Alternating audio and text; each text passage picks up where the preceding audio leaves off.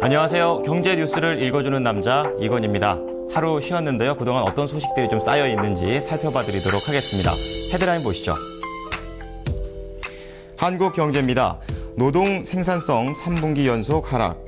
대내외적으로 경기가 위축되면서 지난 3분기 전체 산업 노동 생산성이 3분기 연속 하락세를 기록했습니다. 건설업은 작년 같은 기간보다 14.1% 감소하며 가장 큰 폭의 하락을 했습니다. 파이낸셜 뉴스입니다. 공공요금 산정 기준 투명성 높인다. 정부는 공공요금 산정 기준의 투명성을 높이기 위해서 규제와 비규제 대상 사업 기준과 적정 원가와 적정 투자 보수 산정 기준 등을 마련하기로 했습니다. 정부는 내년 1, 4분기에 관련 부처와 기관의 의견을 수렴해서 공공요금 산정 기준 개정을 마무리할 예정입니다. 헤럴드 경제입니다. 전국 1억 원 이하 전셋집 29%에 불과. 부동산 매매 시장 침체로 전세에 안주하는 세입자가 늘면서 저렴한 전셋집이 대폭 감소했습니다. 2006년 60%에서 20%대로 급감을 했습니다. 아시아 경제입니다. 증권사 신입 공채 절반 줄였다. 올해 증권사들이 팍팍한 살림 속에 대졸 공채 인원을 대폭 줄인 것으로 나타났습니다. 이에 따라 좁아진 증권사 취업문에 취업 준비생들의 눈물이 마르지 않고 있다는 소식입니다. 자, 첫 번째 한국 경제부터 보도록 하겠습니다. 지난 3분기 전체 산업 노동 생산성이 3분기 연속 하락을 했습니다. 지식경제부는 3분기 전산업 노동 생산성 지수가 지난해 같은 기간보다 1.8% 감소한 104로 나타났다고 19일 발표했습니다. 지난 2분기 마이너스 1.2%에 이어 하락세가 심화된 것인데요. 이처럼 노동 생산성이 약화된 배경은 세계 경기 회복이 지연되고 내수 경기가 위축되면서 전체 산업 생산은 둔화된 반면에 서비스업 중심으로 노동 투입량이 증가했기 때문으로 분석됩니다. 파이낸셜 뉴스입니다. 재정부가 공공요금 산정 기준 투명성을 높이기 위해 새로운 산정 기준을 마련합니다.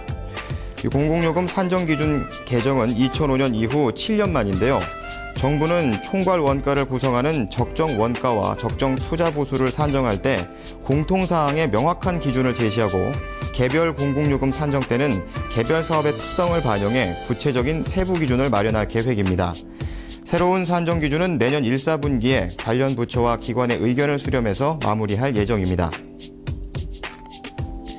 헤럴드 경제입니다. 이제 1억을 가지고 전셋집 구하기가 더욱 어려워졌습니다. 부동산 서브는 전국 아파트를 대상으로 전세 가격을 조사한 결과 1억 원 이하 전셋집은 전체 중 29%로 집계됐다고 밝혔습니다. 2006년 316만 1,012가구로 총 가구의 60%를 차지했지만 이제는 20%대로 급감을 했습니다. 부동산 서브 박정욱 연구원은 매매 시장 침체로 전세에 안주하는 세입자가 늘면서 저렴한 전셋집이 대폭 감소해 서민의 주거 부담이 더욱 커졌다고 설명했습니다. 자, 마지막으로 아시아 경제입니다. 이제 증권사에 취업하기가 더욱 힘들어졌습니다. 올해 증권사들이 팍팍한 살림 속에 대졸 공채 인원을 대폭 줄인 것으로 나타났습니다. 지난해 절반 수준을 채용을 했는데 절반 수준을 채용하는 데 그치거나 올해 아예 채용을 실시하지 않는 증권사들도 나타났습니다. 이처럼 증권사들의 대졸 채용이 줄어든 것은 올해 지속되는 유로존 불확실성 속에 거래 대금이 말라붙으면서 증권사 수익원이 악화됐기 때문입니다. 한 증권업계 관계자는 우리도 채용 인원이 작년 대비 많이 줄었다면서도 어려운 상황인데 그래도 채용을 진행하고 이 정도 뽑은 것이면 양호한 것이 아니냐라는 어려움을 토로했습니다. 참 이 전셋값부터 취업까지 참 한숨이 나옵니다. 이제 새로운 대통령이 선출이 됐는데요. 이렇게 해결이 되지 않고 있는 민생 현안들 현명하게 잘 해결해 줬으면 합니다. 경제 뉴스를 읽어주는 남자였습니다.